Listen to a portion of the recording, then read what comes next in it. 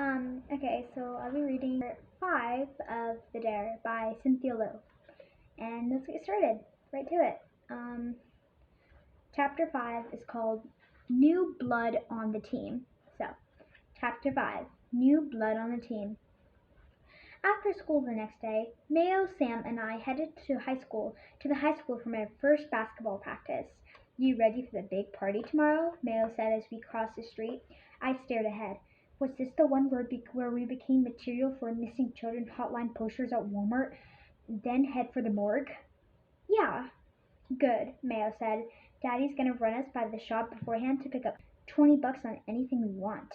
Mayo opened one of the entrance doors. And by the way, Paris, don't forget to bring. I know, my flashlight. I went in after my friends. No, Paris. Mayo glanced at Sam. Shh, shh, shh. They chanted as they pretended to spray something in the air. Freak repellent. They broke out laughing. We are so mature, Mayo said. I squinted at them. Huh? Robin, Mayo explained. Her parents own the store. She lives there. Oh, I said, but all I could think was, who lives in a candy shop? When Mayo flung open the girls' locker room door, I grimaced as the smell of sweat, deodorant, and stinky feet filled the air. Verona and her gaggle of friends were already there, huddled around a bench, gossiping about boys. She didn't seem to care that I had arrived, which was fine by me. Gym clothes came out of the lockers. I stared at my jeans and was filled with relief. Looky here, Mom must have forgotten to get me a uniform. Maybe my first day will be spent watching. Sam pulled on a t-shirt. I won't count on that. Coach Dobson walked in and blew her whistle. Bumblebees, hurry up. We've got lots to do today. She tossed uniforms at Verona and me. We're the loners, girls. See? Sam said.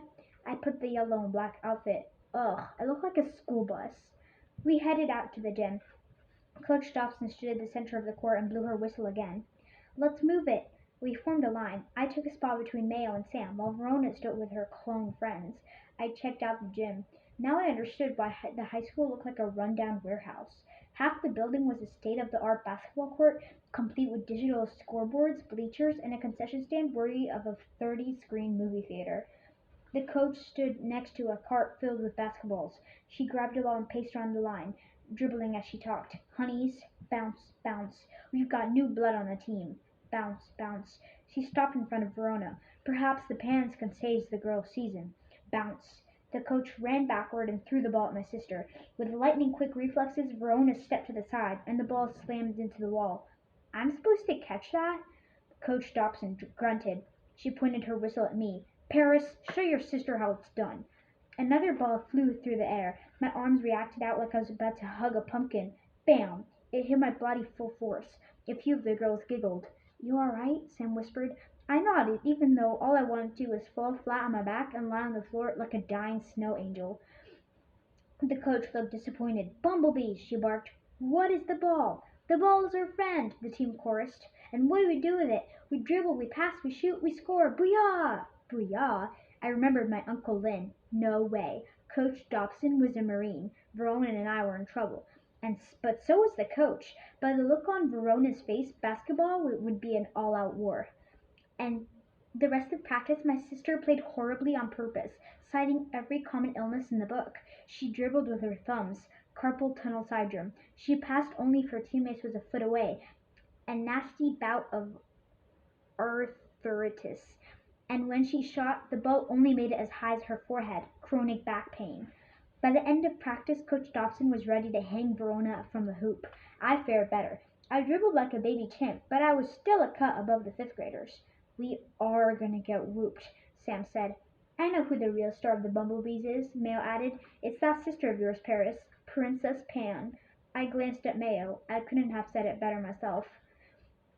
Athens brought me home from practice. My siblings went to their rooms, and I headed for the kitchen to get a bite to eat. With any luck, there might be a frozen burrito or two I could heat up. I opened the freezer, and boxes of orange creamsicles greeted me. Forget the burritos. These must have been on sale this week. Mom does love me. I got myself a creamsicle, then noticed the blinking light on her home phone. I played the messages. Children, it's Mom. I be home late. What's new? Beep. Baby? It was Daddy. I smiled, knowing he'd always talk to the machine for hours. Always amusing. Wawa, how's school? Good, good. Ethan, school okay too? Good, good. As I listened to my father ramble, I began to miss him. Maybe I should call him and tell him how I felt about living here. Maybe Daddy would understand. Just as I was about to ring him up, something dawned on me. This was his fault too, wasn't it? It's not like Mom bought this land on her own. If anything, he was the one who picked it out. I listened to my father's voice go on. Your daddy working hard. I put the phone down and narrowed my eyes. Yes, project not like I planned.